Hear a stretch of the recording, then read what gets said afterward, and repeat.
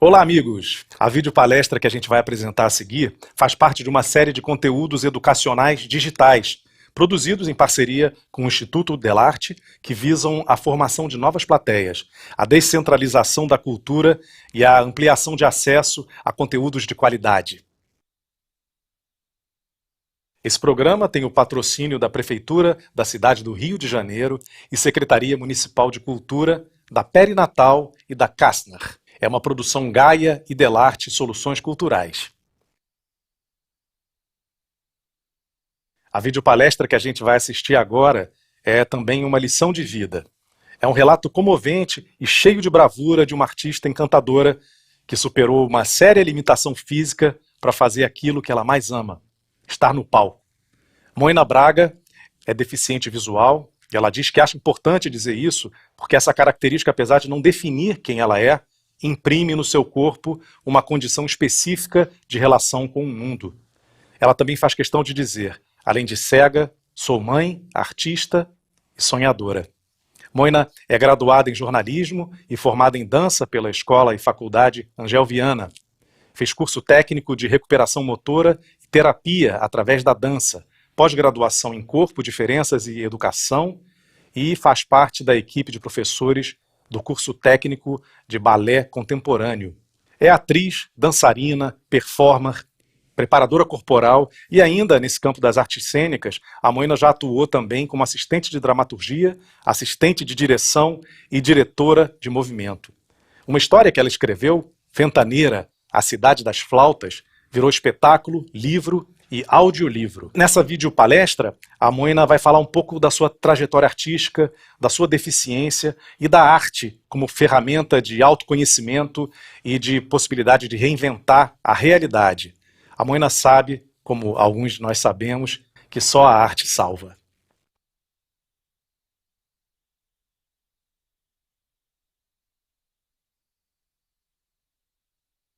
O que você vê quando olha para mim?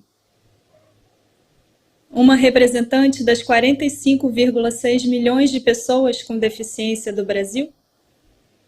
Somos quase 24% da população desse país. Mas você nem deve ter pensado nisso, não é?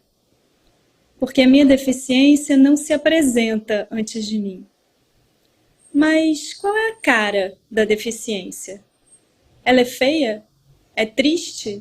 É digna de pena e compaixão?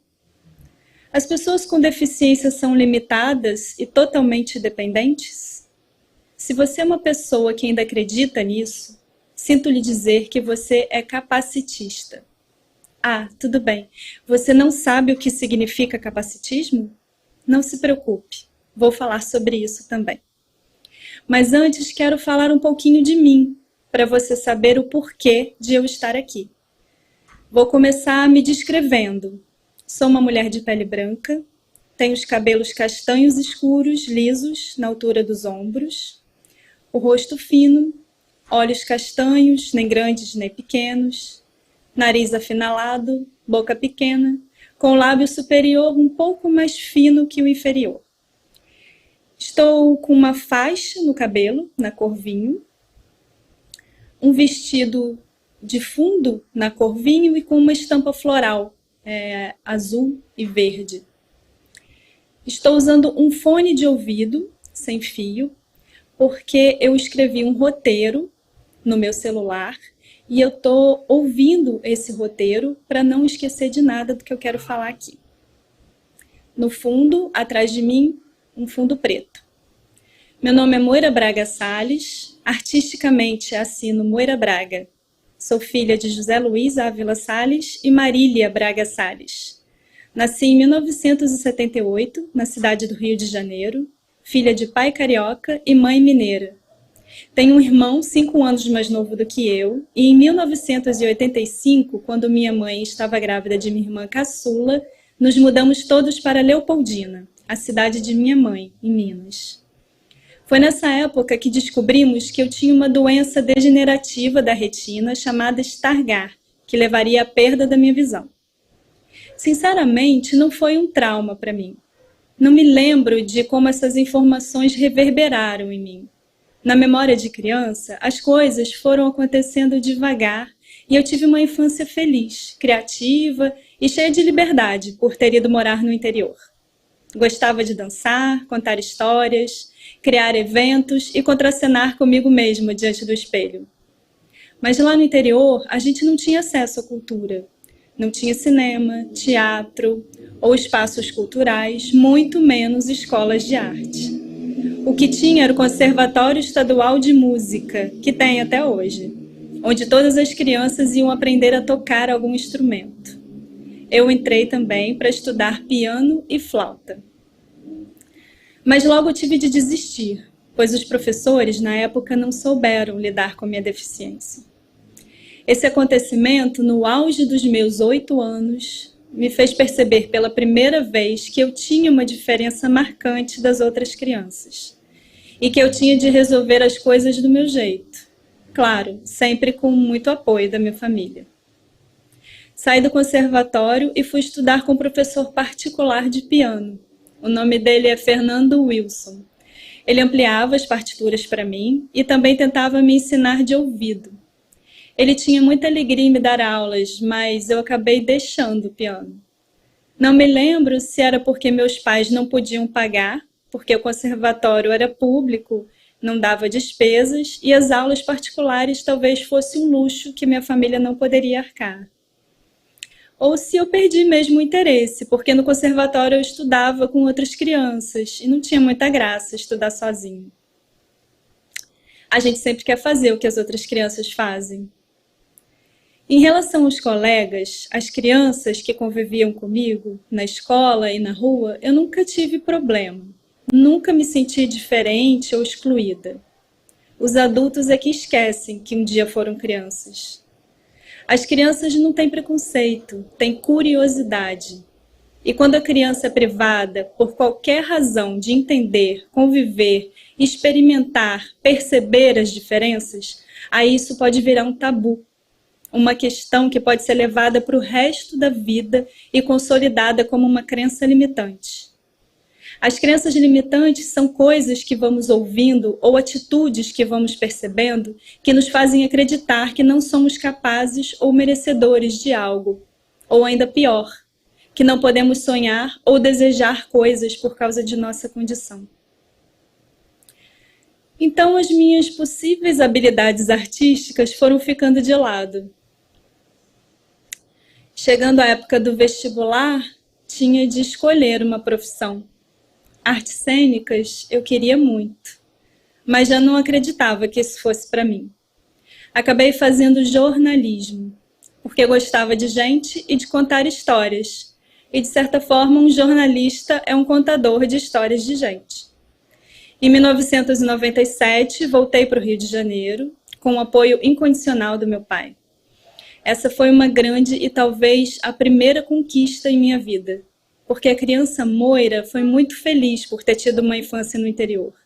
Mas a adolescente Moira já estava inquieta, me achava diferente da maioria das garotas da minha idade. Não pela deficiência em si, mas por desejar viver coisas que aquela cidade pequena já não podia me proporcionar. Mas eu também tinha muitos medos. Se eu ia dar conta de viver longe da proteção da casa dos pais, se eu aprenderia a viver numa cidade grande, com todas as dificuldades que um grande centro impõe a pessoas como eu, sem recursos financeiros e com uma deficiência. Morei em casa de parentes, em vagas, em casas de senhoras, e uma vez cheguei a dividir um kitnet em Copacabana com mais 4 mulheres. No meio da faculdade, comecei a desacreditar de mim como jornalista. Pensei em desistir, fazer outra coisa. Mas meu pai me convenceu a seguir em frente. E assim foi feito. Concluí o curso de jornalismo no final do ano 2000. E a festa de formatura foi no início de 2001. Foi linda e foi muito bom comemorar com os meus pais mais essa conquista. Bom, eu realmente não me tornei uma jornalista.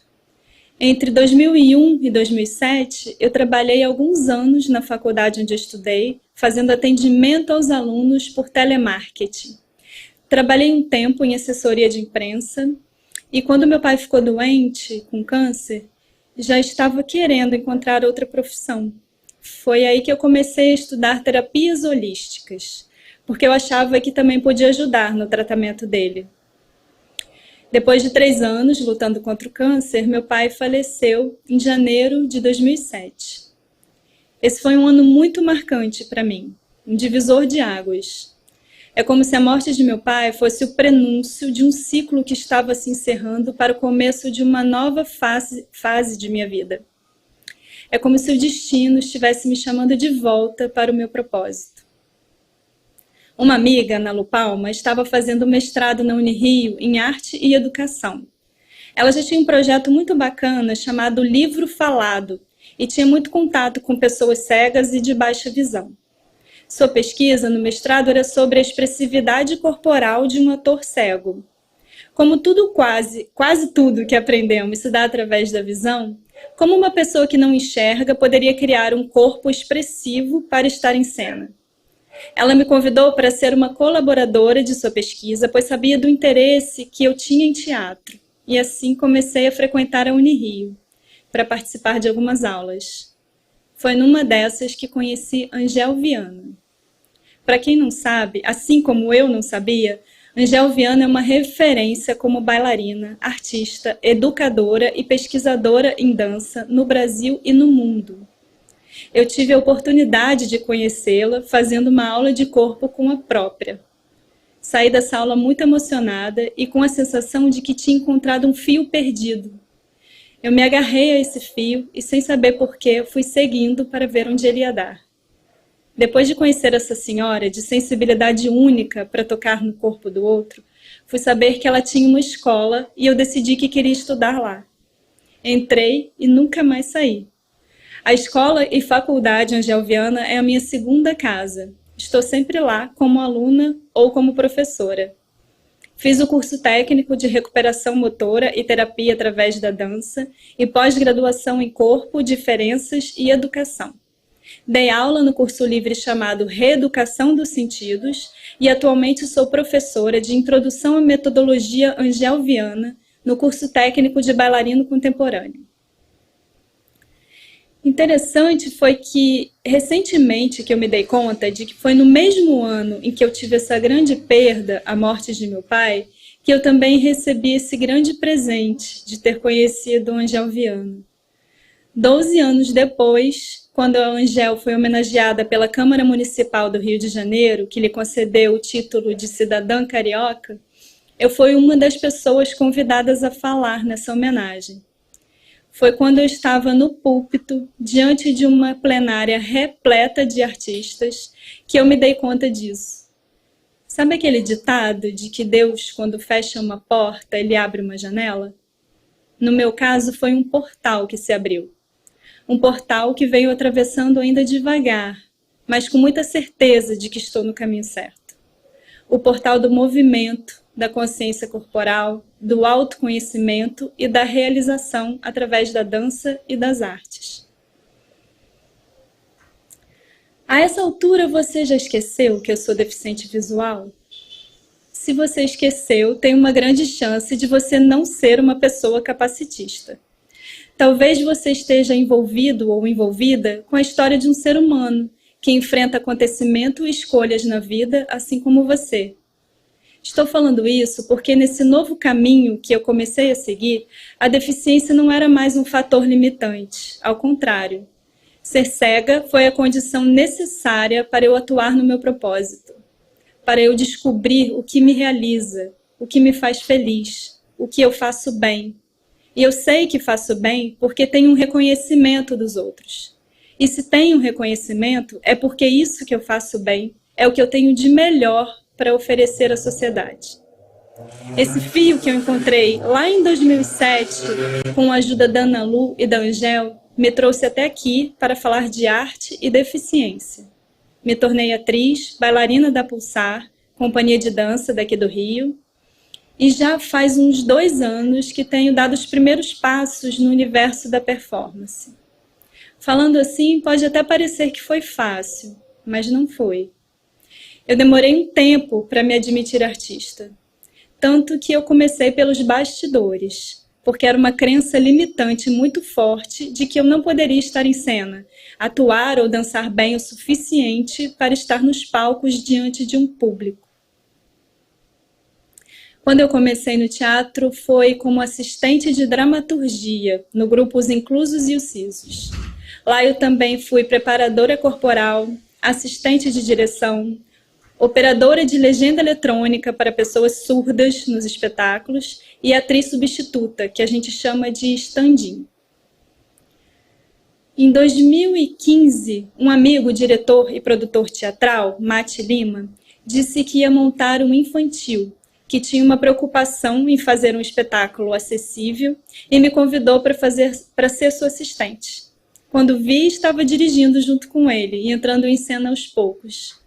Acabei ganhando um personagem, uma preguiça professora de educação física. Ao longo da temporada, acabei fazendo também outros papéis, substituindo colegas. Nesse mesmo ano, estreiei meu primeiro espetáculo com a Pulsar, e aí tive de admitir, sim, eu sou artista. Depois disso, eu não parei mais. Atuei em outros espetáculos de teatro e dança. Participei de um curta e um longa-metragem de diretoras mulheres que vieram a se tornar grandes amigas minhas, Jéssica Barbosa e Ekatala Keller. O curta se chama Cicatriz e o longa Prazer Casa 8.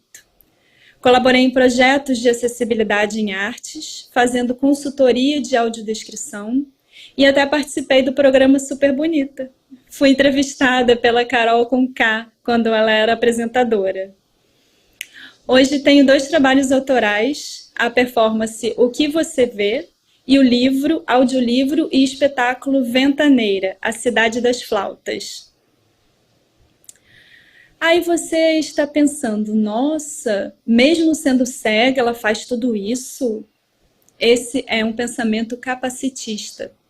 O capacitismo é o preconceito e a discriminação contra pessoas com deficiência. Aí você vai dizer, não, eu não sou preconceituoso, isso foi um elogio. Pensei, eu falei com admiração mesmo, porque você é um exemplo de superação. Esse também é um pensamento capacitista. Eu não sou um exemplo de superação. Eu não superei a deficiência, eu convivo com ela. Ela não me define, mas é uma marca, uma característica da minha pessoa. E, sem dúvida, o fato de ser cega imprime no meu corpo uma forma específica de me relacionar com o mundo. A deficiência não é uma limitação, mas exige que nós, pessoas com deficiência, sejamos mais criativos e resilientes, porque o pensamento coletivo costuma seguir padrões. Então, as cidades, os espaços públicos ou privados, enfim, a sociedade se organizou para atender bem às necessidades de um tipo de ser humano, que ande sobre 2 pernas, que se comunique através da fala oral, que ouça e enxergue bem e que seja intelectualmente sociável. Será mesmo que a deficiência está na pessoa? Eu não enxergo, mas sou capaz de dirigir um espetáculo, como já o fiz, de escrever um livro. Mas às vezes eu preciso de ajuda para andar na calçada da minha rua por causa dos buracos. A deficiência é minha por não conseguir realizar uma tarefa tão simples como, por exemplo, atravessar a rua? Mas se eu pudesse contar com semáforos sonoros, eu poderia atravessar a rua sozinha sem correr riscos. Na verdade, existe superação, sim, nos obstáculos que as cidades e os espaços nos impõem. Temos que superar também a falta de informação das pessoas sobre as deficiências. Essa falta de informação que gera e nutre o preconceito e a discriminação. Talvez você ainda esteja se perguntando, mas e quanto às artes? Não é uma superação uma pessoa com deficiência se tornar um artista? Pintar com a boca ou com os pés? Subir num tecido acrobático sem poder movimentar as pernas? Voar de um trapézio sem enxergar? Dançar sobre cadeira de rodas não é uma superação? Não. Esses exemplos que eu dei de artistas com deficiência são artistas, a despeito de suas deficiências. O dom e o talento pelas artes iria se manifestar de alguma forma nesses corpos. Porque nas artes não há superação, há inspiração. É nas artes que temos o poder de reinventar a realidade. Então não há limitação para o fazer artístico. O espírito artístico vai se manifestar independente de qualquer condição. A única coisa que um artista precisa é de liberdade. Antes de finalizar essa minha fala, eu quero propor uma vivência muito simples. Vamos fechar os olhos e respirar bem fundo. Vamos esfregar as mãos e aquecer as mãos, esfregando uma na outra. Eu vou fazer também.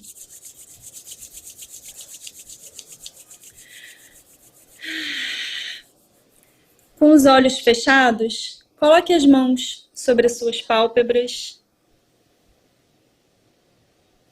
e sinta o calor das suas mãos no seu rosto, nos seus olhos. E vamos respirar fundo mais uma vez.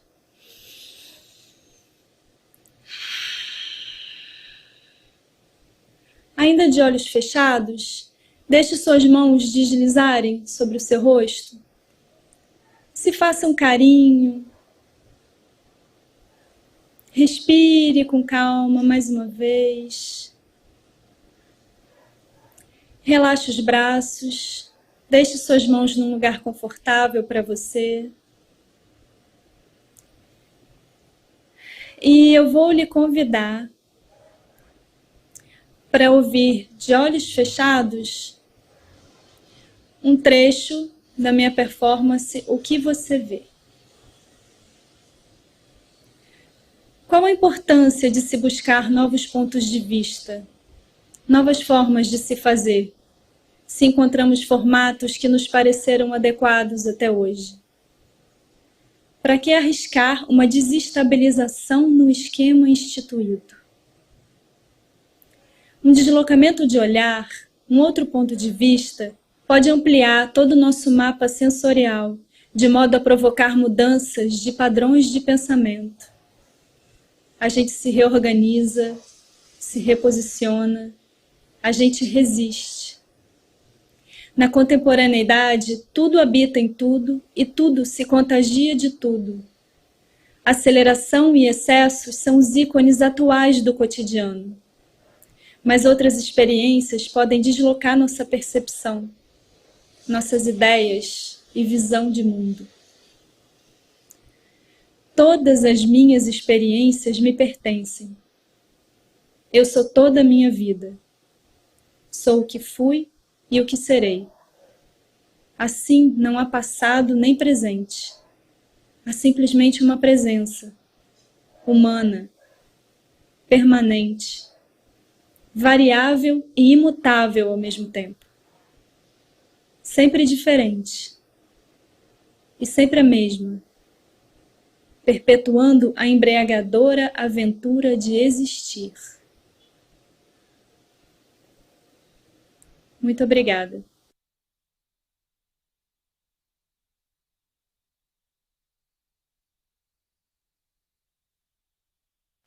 Esse programa teve o patrocínio da Prefeitura da cidade do Rio de Janeiro e da Secretaria Municipal de Cultura, da Perinatal e da Casnar. É uma produção Gaia e Delarte Soluções Culturais. A gente agradece a audiência de todos e até a próxima.